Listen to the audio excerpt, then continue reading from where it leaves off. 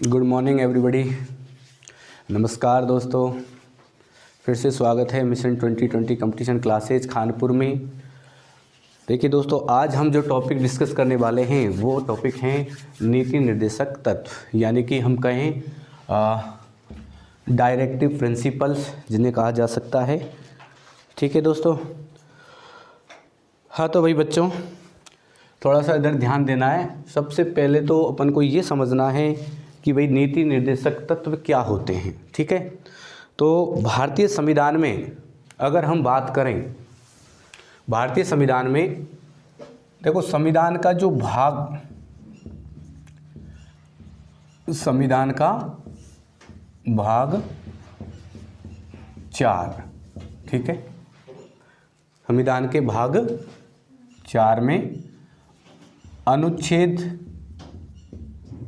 36 से 51 तक इसका उल्लेख है नीति निर्देशक तत्वों का। ठीक है, अब ये समझना है कि भाई नीति निर्देशक तत्व का जो मीनिंग है वो क्या है। देखो, सबसे पहले ये समझिए, नीति का मतलब जानते हो, नियम कानून जो भी है। तो देखिए, चाहे वो केंद्र सरकार हो और चाहे वो राज्य सरकार हो, ठीक है, केंद्र सरकार और राज्य सरकार के लिए अगर हम बात करें, निर्देशन की जो भूमिका निभाते हैं उन्हें कहा जाता है नीति निर्देशक तत्व। यानी कि केंद्र सरकार और राज्य सरकार जो भी कानून बनाएगी, जो भी विधि बनाएगी, उनके संबंध में सरकार का मार्गदर्शन करने वाले, ठीक है, सरकार को निर्देशित करने वाले जो भी तत्व हैं वो क्या कहलाते हैं, नीति निर्देशक तत्व। ठीक है, अब देखिए, अपन ने देखा कि संविधान के भाग 4 में अनुच्छेद 36 से 51 तक, ठीक है, नीति निर्देशक तत्वों का क्या है, उल्लेख किया गया है। अब मैं आपको एक चीज़ बता देता हूँ। देखिए, भारतीय संविधान में देखो बहुत सारी चीज़ें ऐसी थी जो 1935 के अधिनियम से ही अनुग्रहित की गई थी। यानी कि अगर हम बात करें, लगभग 250 अनुच्छेद के आसपास, है ना, 250 अनुच्छेद के आसपास अपन ने जो ग्रहण किए हैं वो किससे किए हैं, 1935 के अधिनियम से। ठीक है, उसी प्रकार अगर हम बात करते हैं, देखो, नीति निर्देशक तत्वों की, तो नीति निर्देशक तत्व जो हमने भारतीय संविधान में लिए हैं वो लिए हैं दोस्तों आयरलैंड के संविधान से। कहाँ से लिए हैं, आयरलैंड के संविधान से। ठीक है, बहुत सी बार आरपीएससी में ये प्रश्न पूछा जाता है। वैसे देखा जाए तो आरपीएससी का फेवरेट प्रश्न है ये। क्या है, आरपीएससी का फेवरेट प्रश्न कि नीति निर्देशक तत्व किस संविधान से लिए गए हैं, कौन से देश के संविधान से लिए गए हैं। तो किसके से, आयरलैंड के संविधान से। देखिए, इसी आयरलैंड से हमने 2 चीज़ें और ग्रहण की हैं भारत देश के संविधान में। कौन कौन सी, एक तो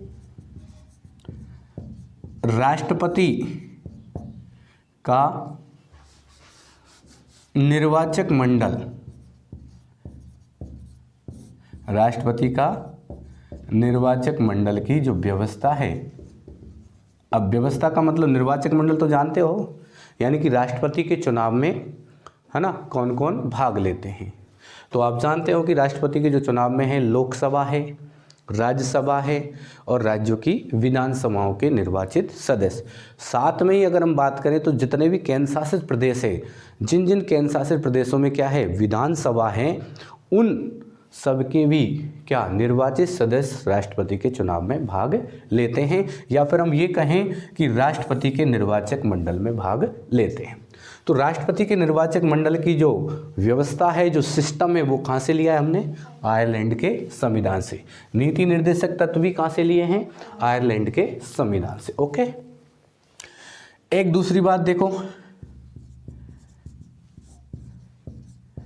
राष्ट्रपति द्वारा 12 सदस्य, कितने सदस्य, 12 सदस्य इसमें राज्यसभा में मनोनीत किए जाते हैं। ठीक है, तो ये भी जो व्यवस्था है, यानी राष्ट्रपति के द्वारा जो 12 सदस्य राज्यसभा में मनोनीत किए जाते हैं, ये व्यवस्था भी हमने कहाँ से ली है? आयरलैंड के संविधान से। देखिए कौन कौन से होते हैं वो व्यक्ति जो कला, साहित्य, विज्ञान, समाज सेवा और सहकारिता के क्षेत्र में जिनको क्या हासिल है भाई? उत्कृष्टता हासिल है, यानी कि उन्होंने उस क्षेत्र में बहुत अच्छे स्तर पर कार्य किया है। तो ऐसे लोगों को राष्ट्रपति राज्यसभा में 12 सदस्य क्या करता है? मनोनीत करता है। तो ठीक है, अपन को यहाँ सिर्फ इतना सा देखना था कि भाई नीति निर्देशक तत्व कहाँ से लिए हमने? आयरलैंड के संविधान से। साथ में हमने दो चीज़ और देख ली कि राष्ट्रपति का निर्वाचक मंडल और राष्ट्रपति द्वारा 12 सदस्यों का राज्यसभा में मनोनयन, ये दोनों तीनों चीज़ें किससे ग्रहण की हैं? आयरलैंड के संविधान से। संविधान का भाग 4 अनुच्छेद 36 से 51 किसका उल्लेख करता है? नीति निर्देशक तत्वों का। अब देखिए बात करते हैं इसका मूल उद्देश्य क्या है। मूल उद्देश्य क्या है? अभी लिखना मत बेटा, है ना, जब मैं बोलूँ तभी लिखना है, ठीक है। मूल उद्देश्य क्या है? तो मूल उद्देश्य देखो, नीति निर्देशक तत्वों का जो मूल उद्देश्य है वो राज्य को अधिक से अधिक लोक कल्याणकारी बनाना। क्या बनाना भाई?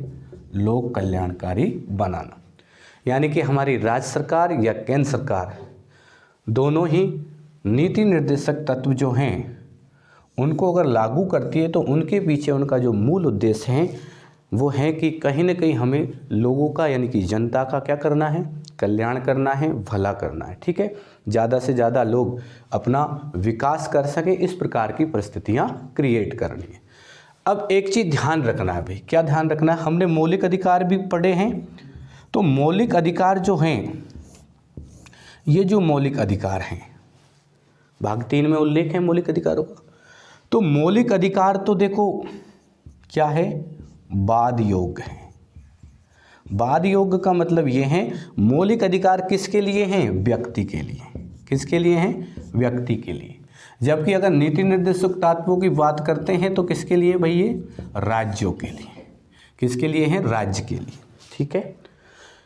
तो मौलिक अधिकारों की अगर बात करें तो मौलिक अधिकारों का हनन होने पर हम क्या करते हैं? न्यायालय की शरण लेते हैं। मगर देखिए नीति निर्देशक तत्वों को हम, ऐसा नहीं है कि अगर इनको लागू नहीं किया गया तो हम कोर्ट की शरण ले लें, ऐसा नहीं है। क्यों? क्योंकि देखिए नीति निर्देशक तत्व जो सरकार है वो अपने उपलब्ध संसाधनों के आधार पर ही सरकार इन नीति निर्देशक तत्वों को लागू करती है। अगर सरकार के पास इस प्रकार के संसाधन उपलब्ध नहीं हैं तो ऐसा नहीं है कि कोई व्यक्ति जाकर के उनको ज़बरदस्ती क्या करवा दे भाई, कि कोर्ट में जाएं कि हमें तो ये लागू होना चाहिए, ये नीति निर्देशक तत्व हमारे लिए ज़रूरी है। तो ऐसा ज़रूरी नहीं है, क्योंकि अगर हम कहें तो सरकार इनको लागू करने के संबंध में बाध्य नहीं है। मगर मौलिक अधिकारों का हनन होने पर हम सुप्रीम कोर्ट की अनुच्छेद 32 के तहत और अनुच्छेद 226 के तहत किसकी? हाई कोर्ट की शरण ले सकते हैं, ठीक है। तो मूल उद्देश्य अपन ने क्या देखा? राज्य को अधिक से अधिक लोक कल्याणकारी बनाना। अब जैसे बहुत सारी एग्जामों में, अभी जो फर्स्ट ग्रेड की जो एग्ज़ाम हुई थी उनमें भी बहुत सारे कथन पूछे गए हैं, यानी कि जो राजनीतिक विचारक हुए हैं कोई भी कोटेशन उन्होंने दी हैं। तो अब की जो फर्स्ट ग्रेड की एग्ज़ाम है बहुत सारे प्रश्न वहाँ पर पूछे गए थे। तो उस हिसाब से हमें नीति निर्देशक तत्वों के संबंध में भी, जैसे दो विद्वान हैं उनके जो नीति निर्देशक तत्व, देखो एक तो है ग्रेनविल ऑस्टिन, क्या नाम है? Granville Austin. और इसी व्यक्ति का एक कथन पूछा गया था सेकंड ग्रेड की एग्ज़ाम हिंदी में। क्या पूछा गया था? संविधान सभा से संबंधित था। क्या था? कि संविधान सभा ही कांग्रेस है और कांग्रेस ही क्या है? संविधान सभा है। इस प्रकार का प्रश्न पूछा गया था। तो इस विद्वान ने नीति निर्देशक तत्वों के बारे में भी कुछ कहा है। वो क्या कहा है? एक कोटेशन व्यक्त की है कि नीति निर्देशक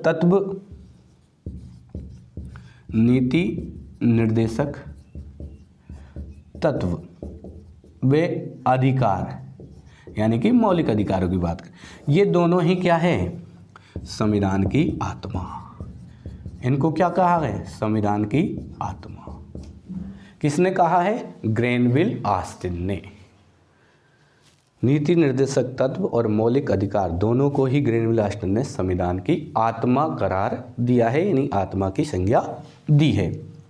ठीक है, एक बात। तो एक विचारक और हुए हैं जिनका नाम है केटी शाह। केटी शाह।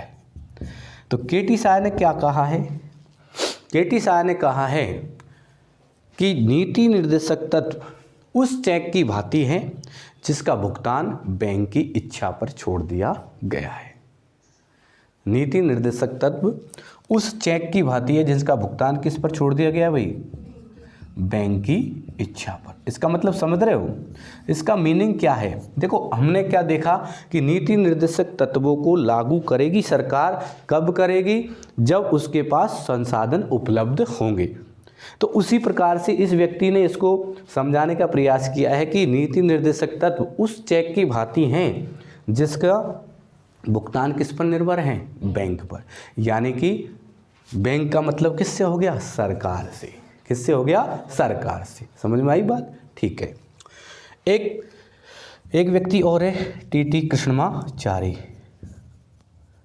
ठीक है, ये टीटी कृष्णमाचारी क्या कहते हैं, इन्होंने कहा है, क्या कहा है कि नीति निर्देशक तत्व व्यक्ति की इच्छाओं, अभिलाषाओं, व्यक्ति की नहीं, राज्य की इच्छाओं, अभिलाषाओं और आकांक्षाओं का क्या है, कचरा पात्र है। राज्य की इच्छाओं का, अभिलाषाओं यानी कि आकांक्षाओं का क्या है, कचरा पात्र। व्यक्ति की इच्छा नहीं है, किसकी इच्छा है, राज्य की। राज्य की इच्छा होगी तब उनको वो लागू करेगा। ठीक है, तो ये किसने कहा भाई, टीटी कृष्णमाचारी ने। आगे देखिए, भारतीय संविधान में इन्हें एक समिति है। अब वो समिति कौन, देखो, तेज बहादुर सप्रू। तेज बहादुर सप्रू, ठीक है। तेज बहादुर सप्रू की अध्यक्षता में एक कमेटी गठित की गई थी और इस कमेटी की सिफारिश पर ही इसको नीति निर्देशक तत्वों को संविधान में शामिल किया गया था। भारतीय संविधान में शामिल किया गया, किसकी सिफारिश पर, तेज बहादुर सप्रू समिति की सिफारिश पर। किसके लिए भाई, एक तो सामाजिक, आर्थिक और राजनीतिक न्याय की स्थापना हेतु, या फिर हम कहें सामाजिक आर्थिक लोकतंत्र की स्थापना हेतु तेज बहादुर सप्रू की समिति पर नीति निर्देशक तत्वों को भारतीय संविधान में शामिल किया गया था। तो ये तो इसकी क्या थी भाई, मूल क्या कह सकते हैं हम, पृष्ठभूमि कह सकते हैं। ठीक है, तो इसके संबंध में जो भी बातें हैं वो हम अब एक बार नोट डाउन करेंगे। ठीक है, तो करिए भाई, लिखिए। हेडिंग डाल लेनी है। सबसे ऊपर नीति निर्देशक तत्व।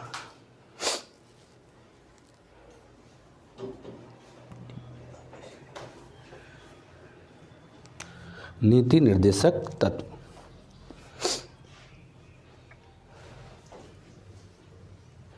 तो सबसे पहले क्या लिखेंगे भाई, सबसे पहले लिखना है ये भारतीय संविधान के भाग 4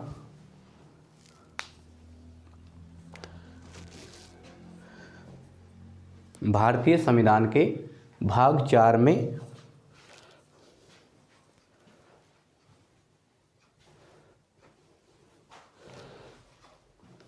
अनुच्छेद 36 से 51 तक,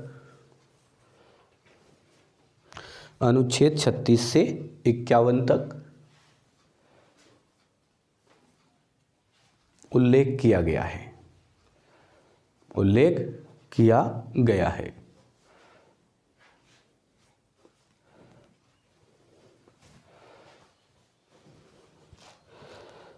अगली लाइन में लिखना है इन्हें भारतीय संविधान में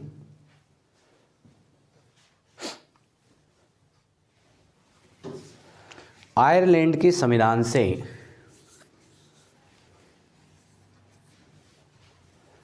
लिया गया है या अनुग्रहित किया गया है।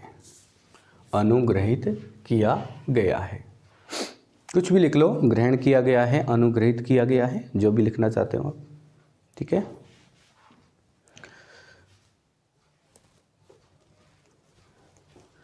अनुग्रहित किया गया है, ओके, ठीक है। क्या लिखा है हमने? नीति निर्देशक तत्वों का उल्लेख भारतीय संविधान के भाग 4 36 से 51 में है, ओके, ठीक है। कहाँ से लिए हैं? आयरलैंड के संविधान से, ठीक है। अब नोट डाल के एक चीज़ लिखना, क्योंकि देखो मैं यहाँ ही तुम्हें नोट करा देता हूँ कि और कौन कौन सी चीज़ें हमने आयरलैंड के संविधान से ली हैं। तो नोट डाल के लिखना, आयरलैंड के संविधान से ही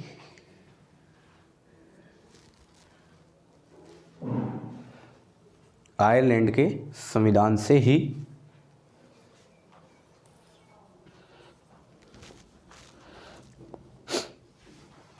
राष्ट्रपति के निर्वाचक मंडल की व्यवस्था, राष्ट्रपति के निर्वाचक मंडल की व्यवस्था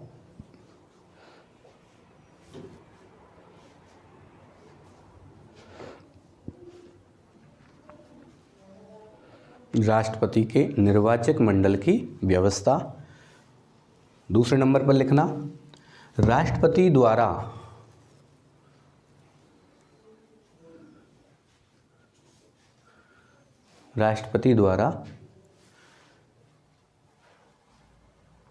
राज्यसभा में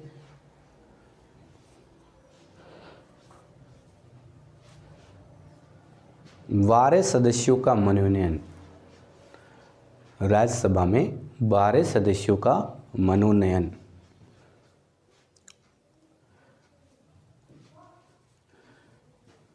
ठीक है। तो देखिए, एक तो नीति निर्देशक तत्व जो आयरलैंड के संविधान से लिए हैं, उसी के साथ हमने देखा है कि राष्ट्रपति का जो निर्वाचक मंडल है उसके संबंध में जो व्यवस्था है, जो प्रणाली है, वो भी आयरलैंड से ली गई है। और राष्ट्रपति जो 12 सदस्यों को राज्यसभा में मनोनीत करता है, ये व्यवस्था भी हमने आयरलैंड के संविधान से अनुग्रहित की है। नीचे लिखना मूल उद्देश्य,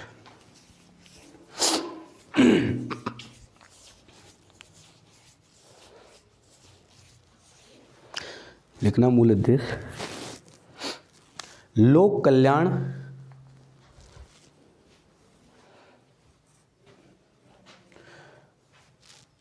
लोक कल्याणकारी राज्य की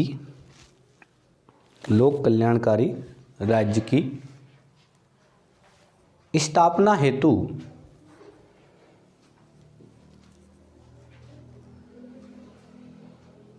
लोक कल्याणकारी राज्य की स्थापना हेतु केंद्र व राज्य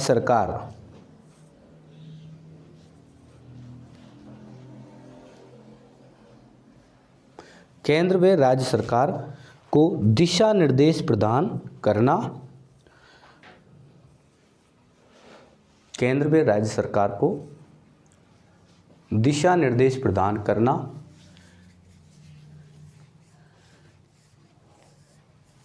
या मार्गदर्शन की भूमिका निभाना, मार्गदर्शन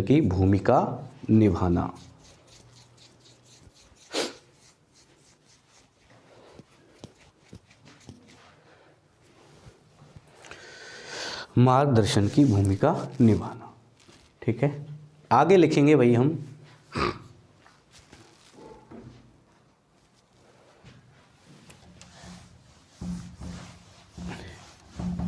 लिखो भाई, नीति निर्देशक तत्वों की प्रकृति सकारात्मक है। क्या है भाई? क्या है भाई? इसकी प्रकृति कैसी है? सकारात्मक।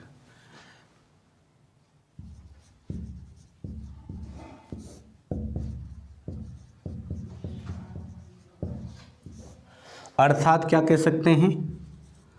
अर्थात इनको सकारात्मक प्रकृति के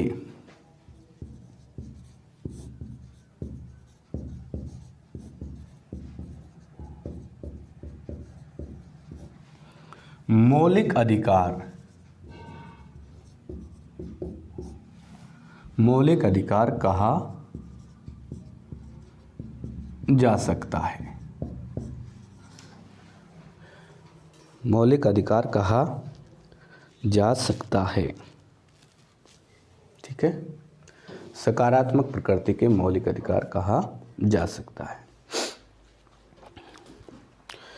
एक चीज लिखना भाई, दूसरी बात यह है, ये आदर्शवाद के सिद्धांत पर कार्य करते हैं। ये आदर्शवाद के सिद्धांत पर कार्य करते हैं। ठीक है, कौन से सिद्धांत पर कार्य करते हैं भाई? आदर्शवाद के सिद्धांत पर कार्य करते हैं।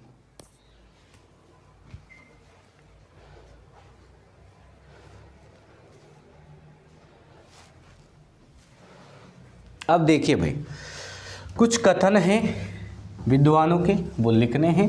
सबसे पहले हमें लिखना है ग्रेनविल ऑस्टिन का कथन।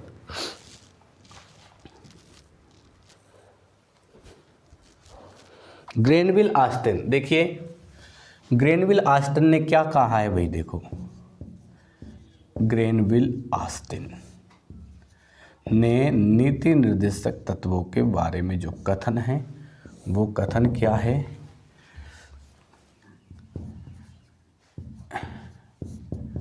नीति निर्देशक तत्व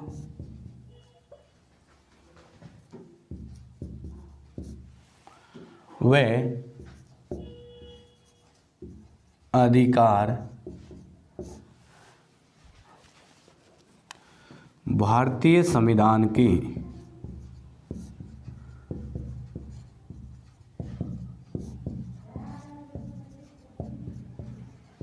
आत्मा व हृदय हैं। ठीक है, नीति निर्देशक तत्वों को भारतीय संविधान की आत्मा या हृदय किसने कहा है? ग्रेनविल ऑस्टिन ने। ओके, आगे देखो, एक विचारक है जिसका नाम है के.टी. शाह। के.टी. शाह कहते हैं, क्या कहते हैं?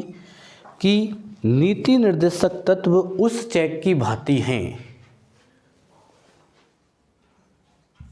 नीति निर्देशक तत्व उस चेक की भांति हैं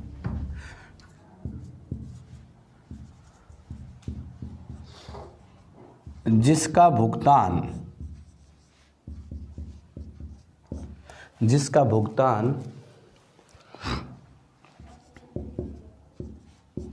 बैंक की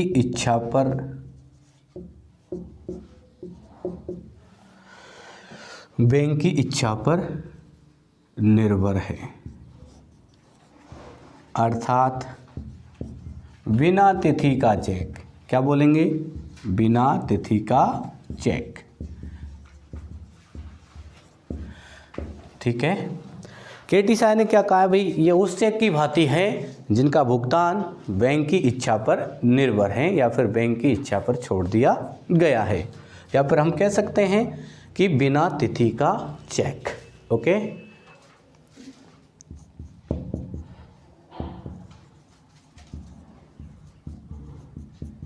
टी.टी. कृष्णमाचारी, देखिए इन्होंने क्या कहा है कि नीति निर्देशक जो तत्व हैं,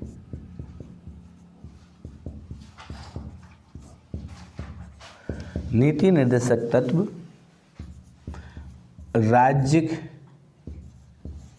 की इच्छाओं, अभिलाषाओं व आकांक्षाओं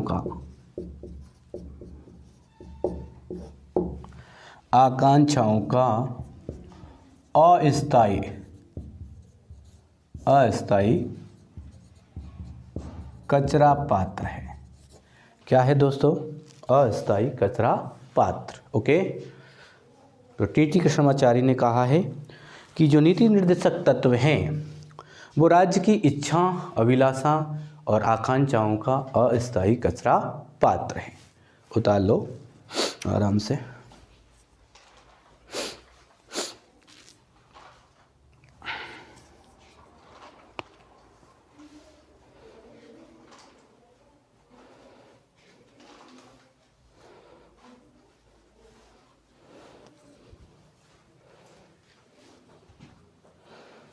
लिख लिया, हो गया, ओके। तो भाई देखिए ग्रैनविल ऑस्टिन ने क्या बोला है, नीति निर्देशक तत्व व अधिकार भारतीय संविधान की आत्मा या क्या है, हृदय है, ओके। केटी शाह ने नीति निर्देशक तत्वों के बारे में कहा है कि ये उस चेक की भांति हैं जिसका भुगतान बैंक की इच्छा पर निर्भर करता है, अर्थात बिना तिथि का चेक, ओके। उसके बाद टीटी कृष्णमाचारी ने क्या कहा है कि नीति निर्देशक तत्व जो हैं वो राज्य की इच्छा, अभिलाषा या फिर आकांक्षाओं का अस्थायी कचरा पात्र है, ठीक है, यहाँ तक कोई दिक्कत, ठीक है। आगे देखिए हम बात करते हैं कि भाई इसे नीति निर्देशक तत्वों को किस समिति की सिफारिश पर भारतीय संविधान में शामिल किया गया था, तो वो समिति थी कौन सी, तेज बहादुर सप्रू समिति। तो देखिए भाई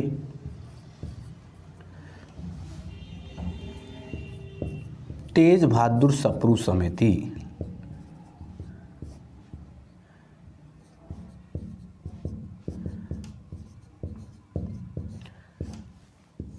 लिखिए, तेज बहादुर सप्रू समिति की सिफारिश पर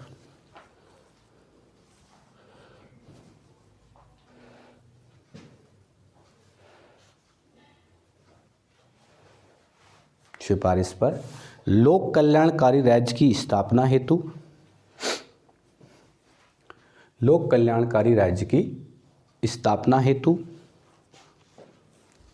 ठीक है, या सामाजिक, आर्थिक और राजनीतिक न्याय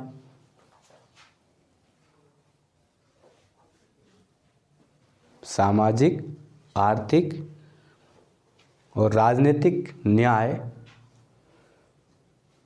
की स्थापना हेतु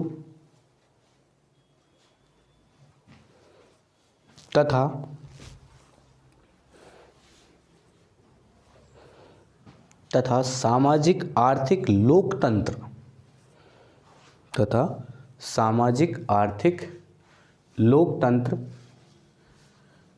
की स्थापना हेतु भारतीय संविधान में शामिल किया गया, भारतीय संविधान में शामिल किया गया।